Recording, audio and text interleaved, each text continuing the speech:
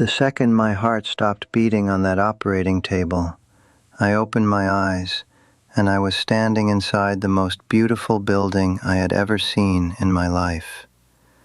I wasn't floating above my body. I wasn't drifting through a tunnel. I was just there, fully awake, fully aware, standing in a place that made every cathedral on earth look like a shed. And the crazy thing is, I didn't even know I had died. Let me back up a little. It was 1987. I was 21 years old, living a pretty normal life. My dad was in sales, ran a floor covering company, and he'd won a sales contest that came with 2 mopeds. We used to ride those things all over the neighborhood like they were the greatest toys on earth. One afternoon I took one out for a ride and lost control. I slammed straight into a tree.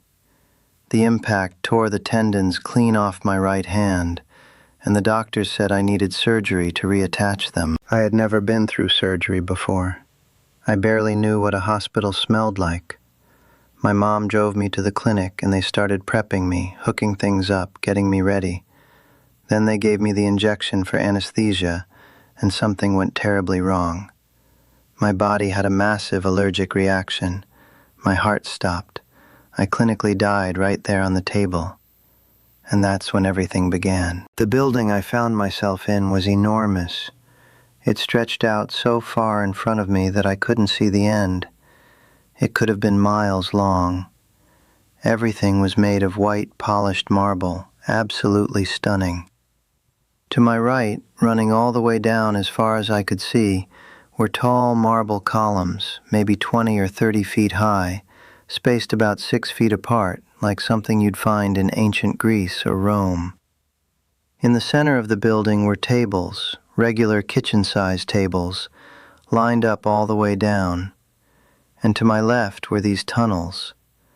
They looked like doorways carved out of solid marble, but when you looked inside them, they were pitch black, like staring into deep space. Then I heard a voice in my left ear, calm, clear, steady. "My name is Alan. I'm your spirit guide."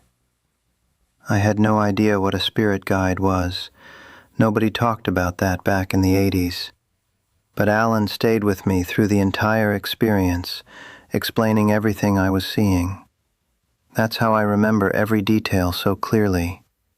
My memory is terrible for everyday things, but this experience is burned into me like it happened yesterday. Alan told me I was standing inside something called the Orientation Center. He said to watch the next tunnel. So I looked up and saw an elderly man stepping through one of those black doorways. He had his right hand pressed against his chest, and Alan told me he had just passed from a heart attack. A woman stood up from one of the tables, walked over to him, took his hands gently in hers, and led him to sit down. She held his hands the entire time while she spoke to him. Alan explained that these were orientation counselors. Their job was to help people remember where they came from. Because when we come to Earth for a lifetime, most of us forget. We forget that we're not actually from here. Earth isn't our home. We're just visiting. As I watched, something incredible happened. The old man began to change. Right in front of me, his body shifted from elderly and frail to young and strong, a man in his early 30s. That's apparently how we all look on the other side. I don't know why the 30s. I never thought to ask. But that's who he really was, and the counselor was helping him remember it. When she finished, the man stood up, walked between 2 columns, went down 3 steps, and entered what I can only call the gardens. It was the greenest grass I'd ever seen, with flowers and trees and plants so perfect it looked like the most beautiful English garden you could imagine, but better. And there were people everywhere waiting for him, family, friends, parents, grandparents, people he had known across lifetimes. They were clapping, hugging him, telling him what a great job he did. Alan said everyone gets a reunion like that. Every single person who crosses over is greeted by everyone who went before them. They're all there, waiting. And they celebrate you, because coming to Earth is a huge deal. This planet is one of the hardest places a soul can choose to go. A lot of souls don't even want to come here because they know how difficult it's going to be. But when you finish and you make it home, everyone is there cheering for you. After the orientation center, Alan took me to other buildings. It felt like being on a college campus, all these different structures in one general area, each one with its own purpose.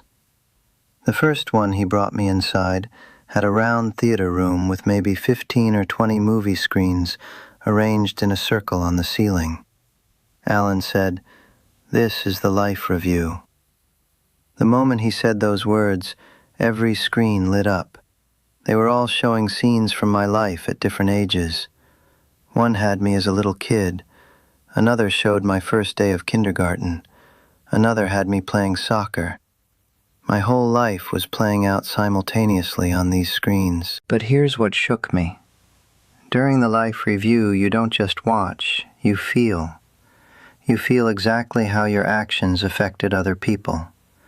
There was a kid named Troy at my elementary school who had something wrong with his legs and had to use crutches. One day he fell on the playground, and I ran over to help him up. I never thought anything of it.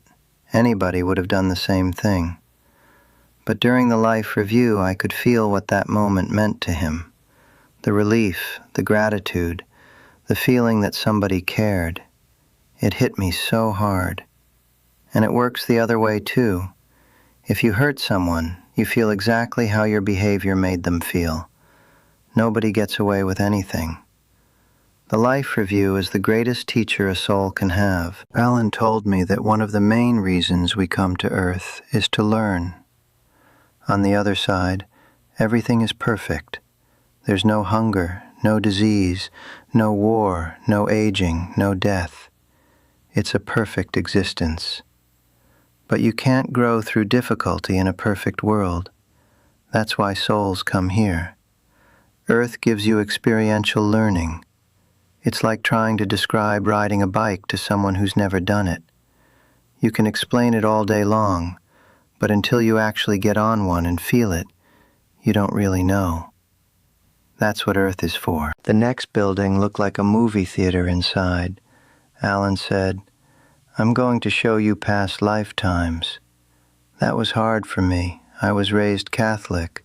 Nobody had ever mentioned past lifetimes. But the screen lit up, and there I was. In the first lifetime, I had a shaved head and wore a red robe in a monastery in Southeast Asia, teaching children to become monks. Then another lifetime appeared. I was pushing a wheelbarrow of shoes down a cobblestone road in Eastern Europe, the village shoe fixer. Then a third one, me standing in a wooden boat casting nets to feed my village. Alan wanted me to understand we can have as many lifetimes as we want. Nobody forces you.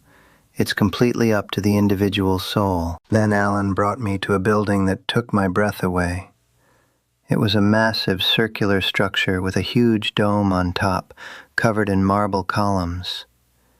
It looked like that famous building in Rome, but even grander. Inside, he walked me to a table where a scroll was sitting, the kind that looks like ancient Egyptian papyrus, tied with a blue ribbon. Alan told me that everyone plans their lifetime before they come to Earth. We write it all down on these scrolls. What country we'll be born in, what language we'll learn, whether we'll have children, what career we'll pursue. It's like making New Year's resolutions, except these are for an entire life. I untied the ribbon and unrolled the scroll. The writing was beautiful, black calligraphy, like something written with an old ink pen. But when I tried to read it, the scroll rolled itself back up. I think I wasn't allowed to see the details, because if I'd known what challenges were planned, I might not have gone through with them. I looked to my right and saw an enormous wall covered in scrolls. Every person alive on Earth in 1987 had a scroll on that wall. When you finish your lifetime, you can come back and see if you accomplished what you set out to do.